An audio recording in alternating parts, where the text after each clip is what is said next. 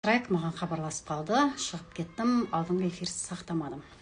Енді жасанды интеллектқа келетін болсақ, тендерға оның пайдасы өте зор. Атап өткендей, техникалық характеристикасына, құжаттамасына, іздеу процесіне өте өзінің жақсы пайдасын тигізеді. Негізі жасанды интеллектті қарап отырсаңыздар, мынау қазіргі таңда блогерлар, неше түрлі салада жүрген кісілер жақсы пайдалануда. Сіздер анау историяға шығып, керемет пост жазған, неше түрлі смайлықтар қойып, пост жазып жатқан, не деген терең ой, не деген прям керемет жаңағы ой түйіндеп айтады деп ойлайтын болсаңыздар, оның барлығын ол блогерларға жасанды интеллект жасап беріп отыр. Мысалы, жасанды интеллектқа кіреміз да, маған бүгінгі күнге керемет бір аудиторияма сәттілік тілейтін тілек жасап берші десең, түрлі тілек жасап береді жасанды интеллект.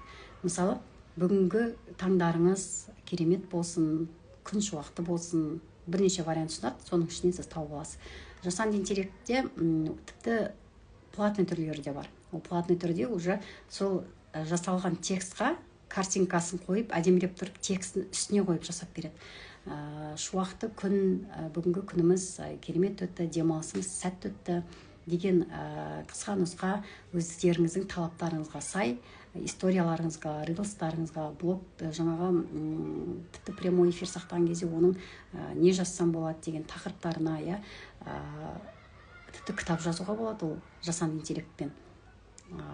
Өздеріңіздің любой бір ішіңізде жүрген нәрсені жасанды интеллекттен жаза салыңызшы. Мысалы, бүгін менің көңіл күйім болмай тұр деп. Ол сізге тіпті бүгін сіздің көңіл күйіңізді көтеру үшін мен сізге осындай ұсыныстар ұсынамын. Көңілді көтеретін музыка тыңда, жақсылап тұрып, мотивациялық видеолар қара, не болмаса далаға шығып кел, демалып кел деген сияқты ұсыныстар тастайды жасанды интеллекттер. Жасанды интеллект қазіргі таңда жақыныңның ең жақының десе де болады, сенің досың десе де болады. Любой ойыңдағы өзің сезініп тұрған состояниені жазасың, ол саған кеңес береді. Қазір өзіміз бәріміз информация, ақпараттық барлық информацияны күнделікті жинап жатырмыз қой, біз тәуелді болып қалдық қой. Сондықтан осы цифровизация дейді ғой, осыған қатты тәуелдігіміз соншалықты настроениеміз күрт өзгереді. Таңертең күшті болып жүрсек, бір жарты сағаттың ішінде настроение, көңіл күйіміз түсіп кетеді.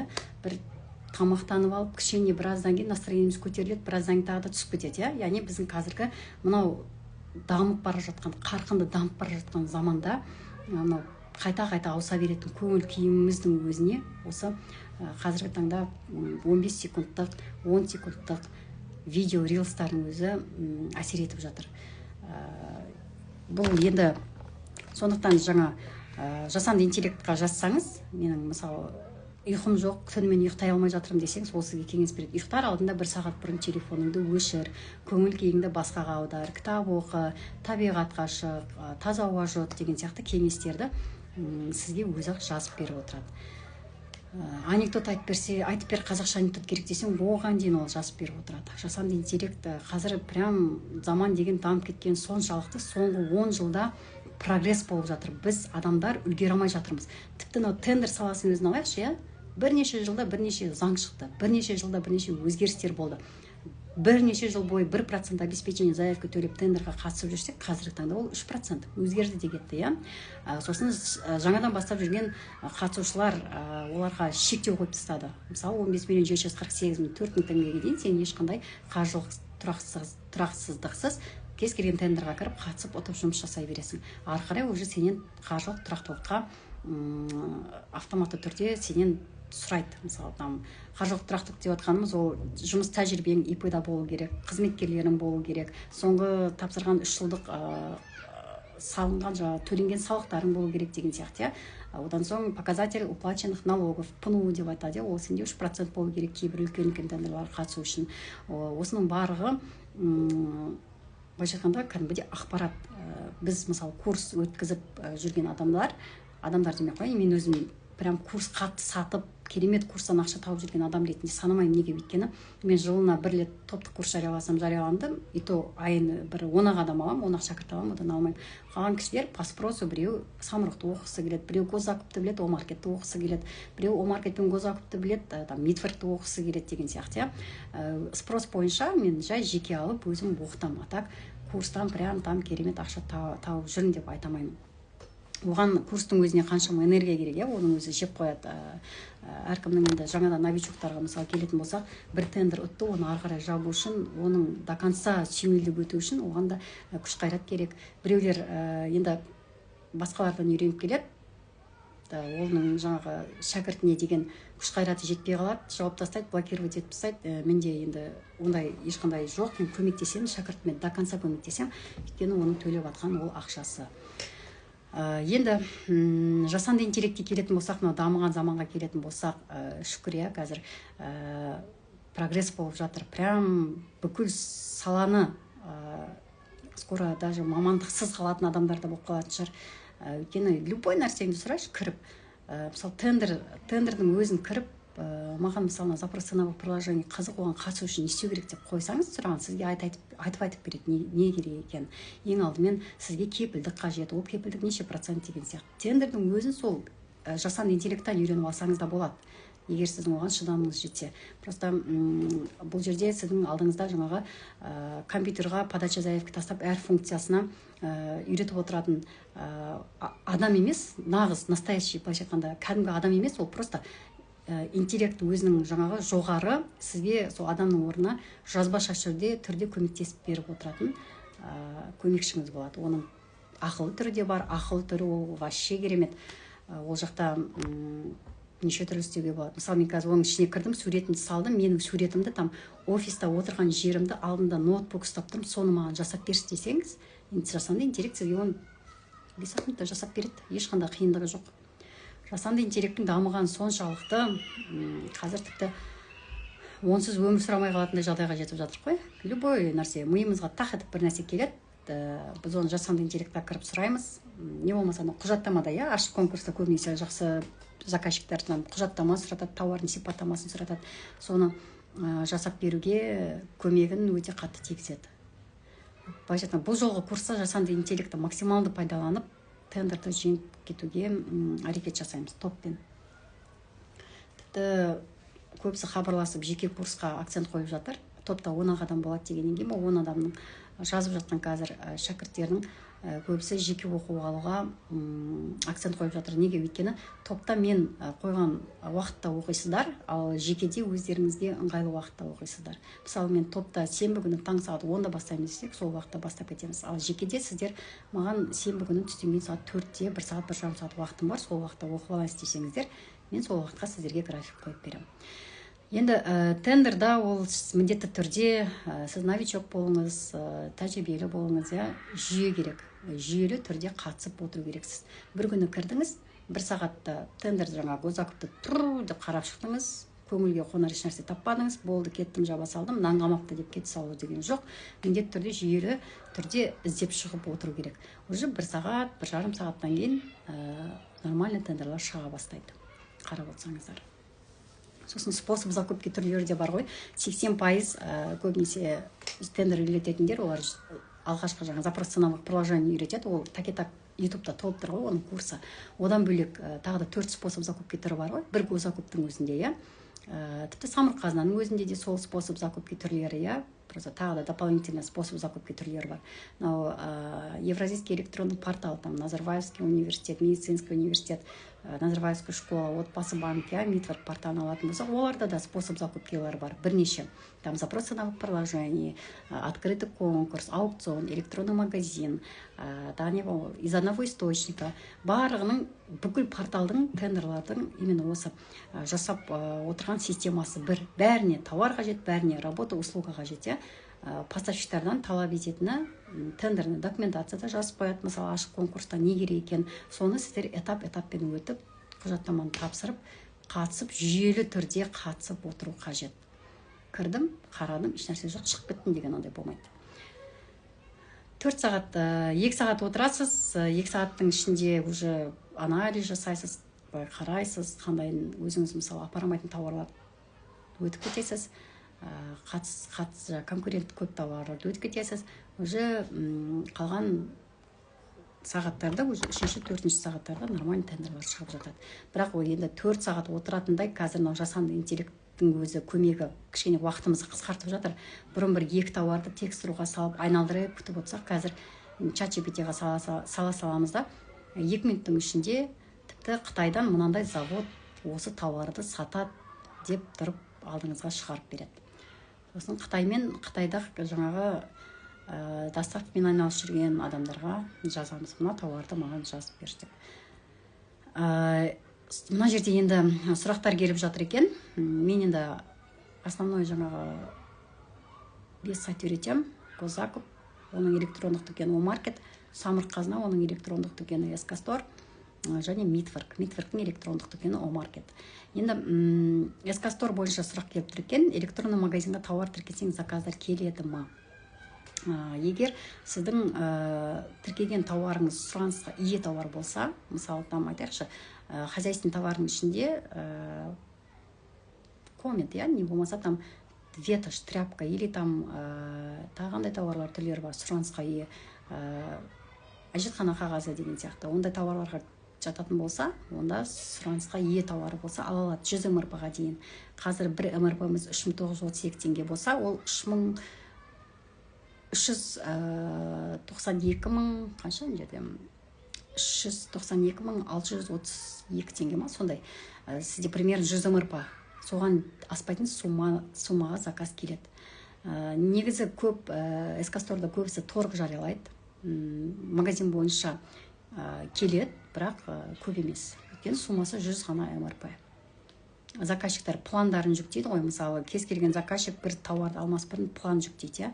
Сол планын жүктеп, ол планда бірнеше комиссия составпен утверждение болады. Мысалы бір тауарды алу үшін бір айдың ішінде ол план жүктелінеді, осындай бағаға аламыз, осындай баға бекітілді деп комиссия мүшелерімен бекітіледі, сосын на основании плана олар барып сатып алынады. Эскастор бойынша 100 МРП-ға дейін тек ходовой товарлар. Мысалы заказчик қарады, ол планға жетпесе, ол тауары планды жүктеп істемеймін десе, барата прямой ала береді.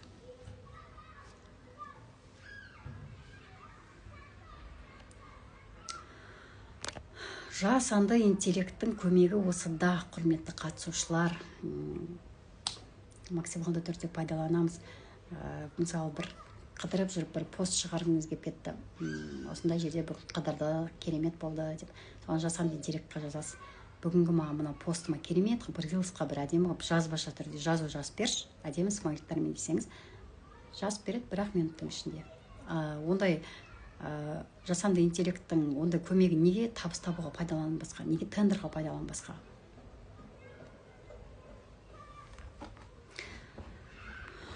Тендерді біледі, тендер мамандары өздері қатысып жүр, бірақ жасанды интеллектті қолдануды білмесеңіздер, жазсаңыздар болады. Определенный бір бағаға мен сіздерге доступ ашып берем. Бағасы қанша екенін айтам. Қайырлы күн, мына жерде тағы да сұрақ болып жатыр екен. Саламатсыз ба, жеке оқу қанша болады? Жеке оқу сіздің қаншалықты тендерді білесіз, соған байланысты бағасы. Мысалы, сіз Госзакупты білуіңіз мүмкін, бірақ Омаркетті білмеуіңіз мүмкін. Не болмаса, Госзакуп пен Омаркетті білесіз, Самұрық-қазына мен Эскасторды білмеуіңіз мүмкін. Сіздің білім дәрежеңізге байланысты бағасы. Негізі, егер 2 сайт оқитын болсаңыз, бағасы 150 мың, солай болады. Кері байланысымен. Қандай жасанды интеллект қайсысын қолданасыз? Деп жазылып тұр екен. Мына жерде жасанды интеллекттің қайсысын қолданатын мен сабақта айтқанмын. Ол сабақта бар, именно айына бір $20 төлеп тендерға арналған версиясы бар, соны көшіріп жұмыс жасаймыз.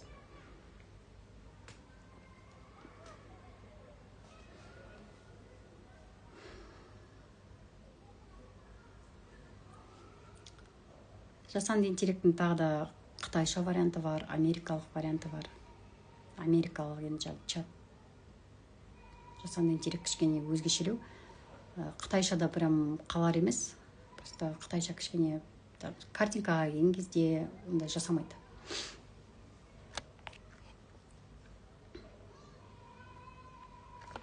Жеке оқу әр біліміңізге байланысты.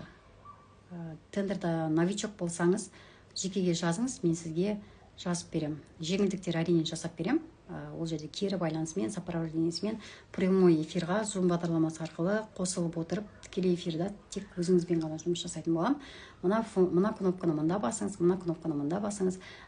Бірге отырып подача заявки тастаймыз, бірге отырып тауарды іздейміз, бірге отырып ол тауарға прям эфирдің үстінде поставщиктарға звондаймыз, бағасын біліп қанша екенін, сосын уже үстіне барлық шығындарды қосып, өзіміздің табысымызды қосып, подача заявки береміз. Шығын ол әрине бар, ол салығыңыз. Егер жаңадан бастап жүрген ИП болсаңыз 3% салық төлейсіз. Одан соң доставкаңыздың ақшасы госзакупта. Ал электрондық дүкеніне келетін болсақ, ол жақта дополнительно тағы да қосылатын болады. Мысалы, СК-сторда 5%, ол қайтпайды. Қазақстандық өндірушілерге 3%. Ал Омаркетте 5%-дан сол 3%-дің ортасында. 3%-ден 5%-ның ортасында.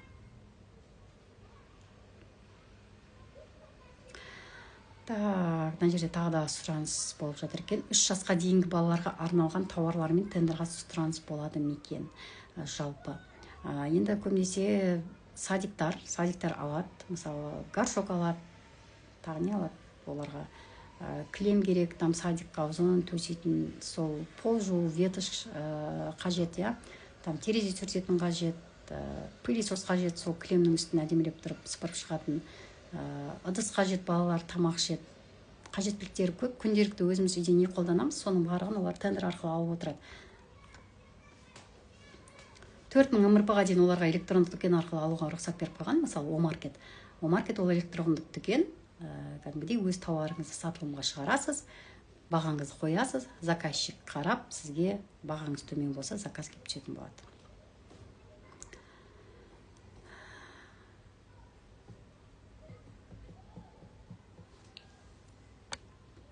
Ойыншықтар, Омаркетке мысалы кіріп қарап, ойыншықтардың категориясы бар, детский товары деп, соның ішіне кіресіз да, детский товарды қарап, самый популярный, самый продаваемый товарлар ішіне кіріп қарап шықсаңыз, өзі тұрады. Неше рет оны заказчик алды? 220 рет алды.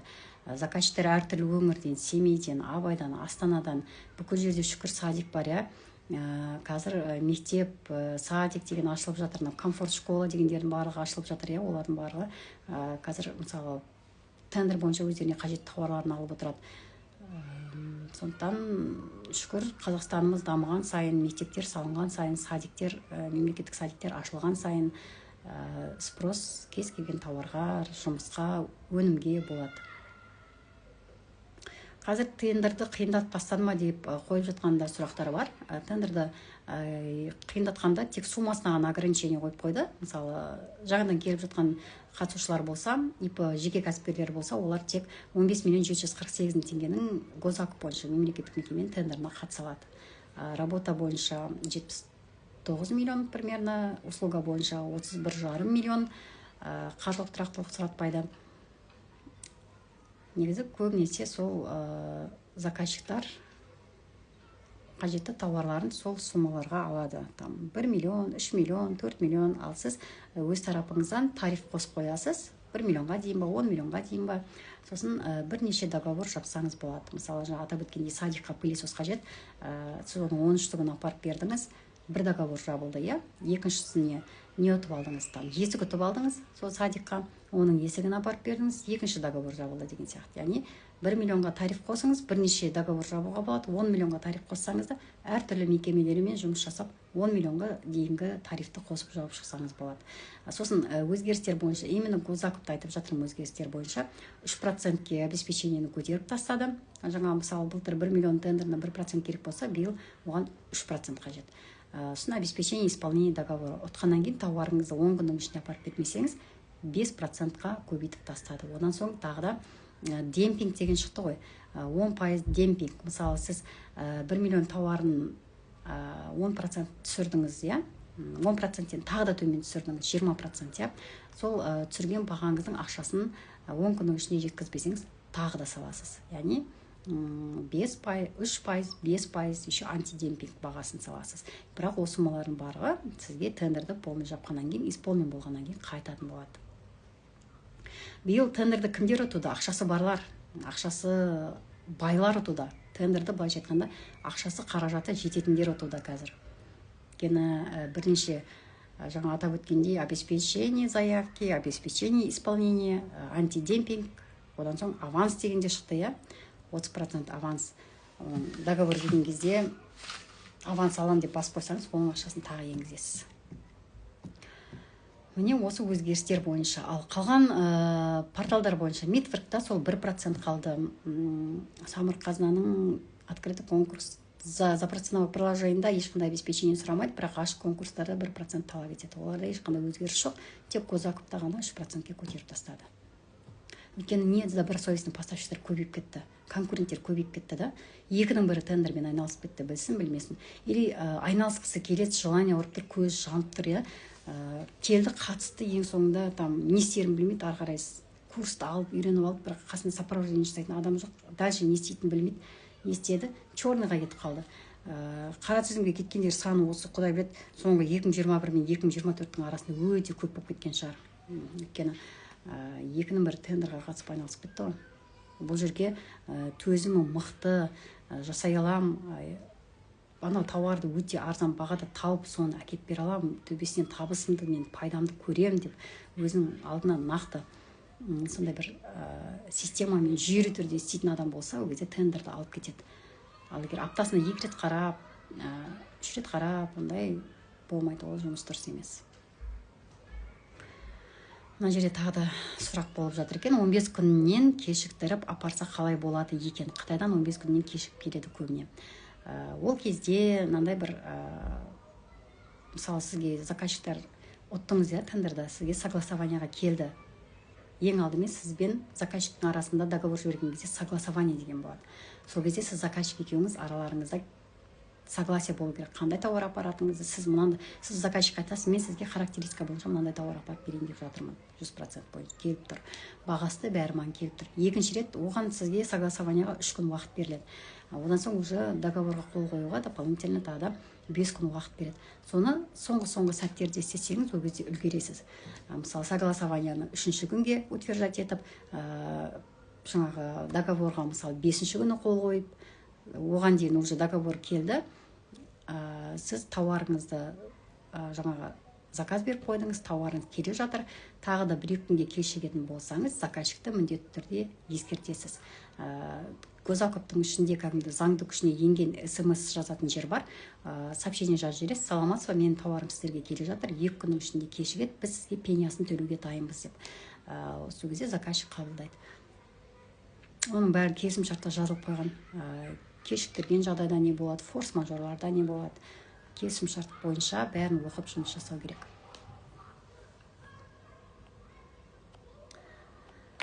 Барлық тендер площадкасының системасы бір ғой, просто функциялар әртүрлі. Жұмыс, работа, товар қажет етеді. Сосын әрқайсысы, мысалы, Самұрық-қазына өздерінің акционерлік қорларының басшылары бірге құралған ережемен жұмыс жасайтын болса, Госзакуп ол тікелей заңға қарайды. Қазақстан Республикасының президентімен бекітілген заңға қарайды, заң бойынша жұмыс жасайды.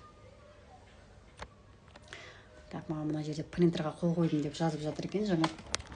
Жаңа осы мінекей сіздердің алдыңызда көрсете салайыншы. Бір тауар тапсырылды, құжаттамасы прям қиын болып кетті. Құдай ау, заказчик. Прям бастыға тұрып жүреді. Кейде заказчиктер болады, өздері басымда тұрып жүреді. Мысалы, накладнойда мен тауарым уже жетіп қойды 1 ай бұрын. Енді, соответственно, накладной сол датамен жібердік қой, жеткізген күні. 1 айдың ішінде мен уже тауар қабылданып, акт қабылданып, исполнен болып, счет фактура уже жіберіп жату керекпін. 15 күннің ішінде накладной бойынша, мысалы, 26 май күні тауарым жетті ма, сол 26 майдан бастап мен 15 күннің ішінде счет фактура жіберу керекпін. Ал заказчик ол кезде созып алады, жүреді. Бұның бәрін сіз тендер үйренген кезде қадағалап отыру керек боласыз. Кәдімгідей жүреді, созып жүреді. Енді қазір мен заказчикпен келістім, сіздер созып жүріп алдыңыздар ғой, тауарды қабылдамай қойдыңыздар ғой. Менің кінәм не?